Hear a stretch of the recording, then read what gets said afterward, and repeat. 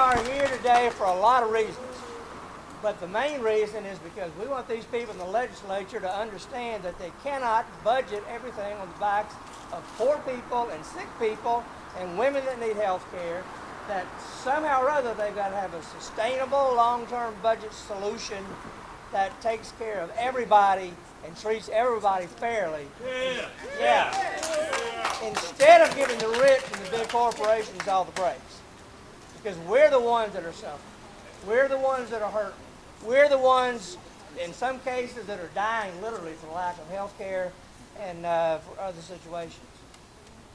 Cigarette taxes, all those kind of patchwork things that they tried to put together here for the last month are ridiculous. That is no way to fund the government. It's patchwork funding just to avoid having to tax the rich people. Property taxes. We could raise property taxes by 5 mils, which is just a tiny amount. Still be the lowest in the country. And that alone would cover the deficit for this coming fiscal year. That one thing. But we can't do it because Alpha and the other corporations don't want that to happen because all the big landowners belong to Alpha. So there's a lot of things that need to be done. We have a lot of women's rights groups here today. Woo! Women's health is under attack, as you know, all over the United States, but especially here in Alabama with our legislator, I'll say. But in any event, we have a guest that's coming here today from Birmingham, and can you speak without a microphone? Oh yeah, my husband will tell you I can yell like the best of them. Jeni Tanner Jordan is the president of the Greater Birmingham National Organization of Women, and she's here to say a few words. So y'all give her a big hand, bring her up to the podium. Thanks, Mike. I think I got some microphone. Thank you all for coming here today. Can you hear me okay? Yeah. All right. The legislative leaders of Alabama seem to have a problem addressing the concerns of countless women and minorities in this state. Time and time again, the issues that face these people are pushed under the rug and conveniently forgotten about. That's right. Yeah. Only when we gather together in protest are we able to make our voices heard. For it is apparent that this government doesn't care about us unless we are making noise. At a time when our leaders in Montgomery cannot seem to come together to pass a decent budget, it is only a matter of time before women and minorities in this state are once again forgotten. Excuse me. Alabama has a population of over 4 million people, and of that number, 52% are women. And 28 are considered a racial minority. That's scary. All right, so why is it that we cannot get through to these so-called leaders? We are under constant attack from this administration in the form of job discrimination, unfair wages, unequal pay, and dismantling of welfare, Medicaid, and public housing. They're also limiting our reproductive rights in all their spare time.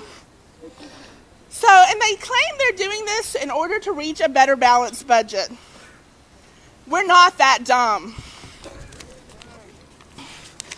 They have decided for us that we don't deserve the right to reproductive health care by attempting to shut down women's clinics and defunding Planned Parenthood.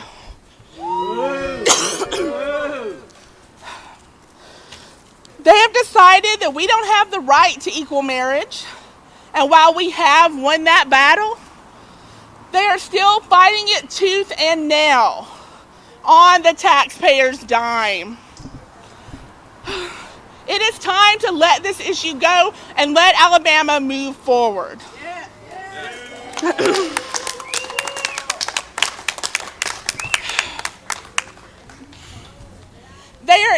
trying to keep us from earning the money we deserve. HB 27, the anti-minimum wage bill, sponsored by Representative Foss, who's an attorney who makes upwards of $400 an hour. But he wants to tell citizens they can't make 10.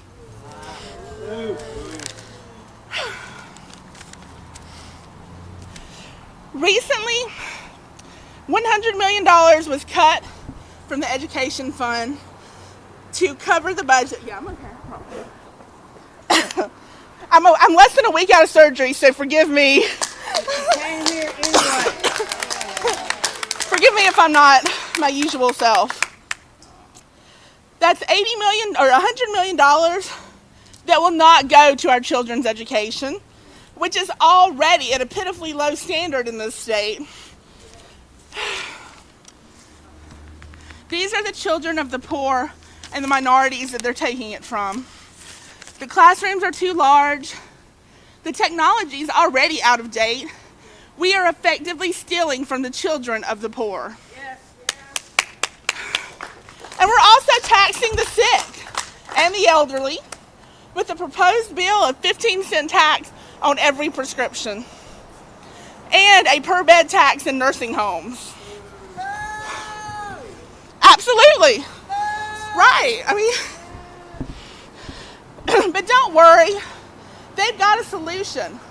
Close down all but 4 driver's license offices for the entire state.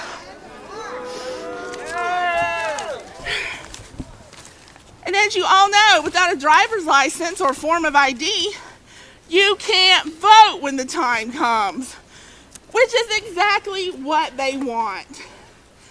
They don't want the poor and the minorities to vote because they know that change is coming in Alabama, and they will do everything they can to shut it down. Yeah. We have a governor who lies, and a Senate and a House that don't even know how much of a budget this state actually needs. It is time for the people of this state to educate everyone on just who their legislators really are. And it is time we are heard, and it is time we stand up and speak aloud.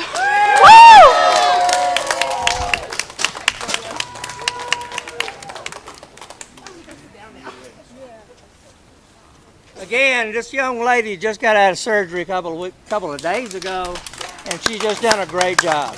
She is at every single rally that we have. She always brings a great message, and I'm so proud of Jeni. The PA system is here. It's getting hooked up right now. And while it's being hooked up, I want to talk to you just a minute about the schools. I'm a retired public school principal. I worked in Montgomery for 28 years, and I saw the abysmal, horrible state funding for education. This was 10 years ago when I retired, but it's gotten worse and worse over the years. Now they want to take money out. Now, exactly right, Steve. Now they've decided that the Special Education Trust Fund is not a trust fund. Right. It's actually a bank account that they can take money out anytime they want to. Right. They're planning to take $100 million out of our abysmally funded education system this year just to cover the $250 million shortfall that we have because these people in this building do not want to tax people that make a lot of money. They do not want to tax people that hold a lot of land. They don't really want to have smart kids coming out of our colleges and universities and our high schools because they think the more ignorance there is, the more they can control what's going on. But I'm telling you right now, we are not ignorant. We know what's going on. We are progressives. We know what they're doing. And our job now is to stop it, and that's what we intend to do.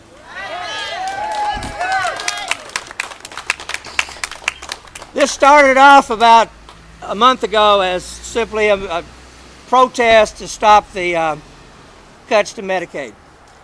Since then, it has grown. And at this point, this has become a movement. The movement is hashtag taking it back. But this is not a one-time thing, guys. We intend to have a movement expand and build and to show up here on a regular basis and let these people in this building know that there are people that understand economics and there are people that understand that you cannot cut taxes for the wealthy and businesses over and over again and then bitch about not having enough money to pay for schools.